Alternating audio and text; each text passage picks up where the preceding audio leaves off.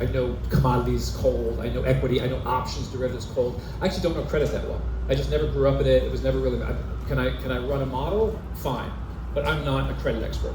I'd be a bit intimidated looking at that pool on my own.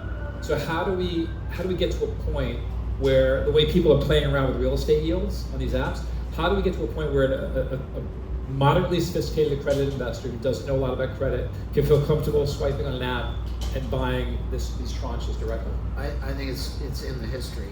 So if you can look at the token that you bought at $1, and now it's consistently gone up to 123, and you redeem a few times, you've got deposits, redemptions, the history is there. The history will tell you it's not always the future, but it does give you an indication of how good the product is. The other thing is addresses.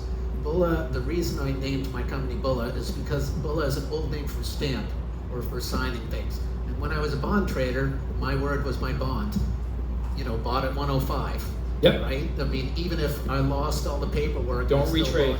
Right? Don't retrade. So it's the same idea. If I mint an IOU or you owe me and I sign it, then I'm saying you owe me money, right? Whether it's true or not depends on my history.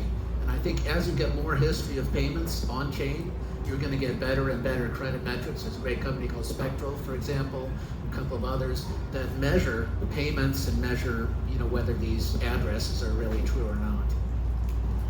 So, and Aidan, do you see your product helping individual retail investors solve those tax problems, accounting problems as well, or is it more geared towards? We're geared more towards institutions. This is the first time we've actually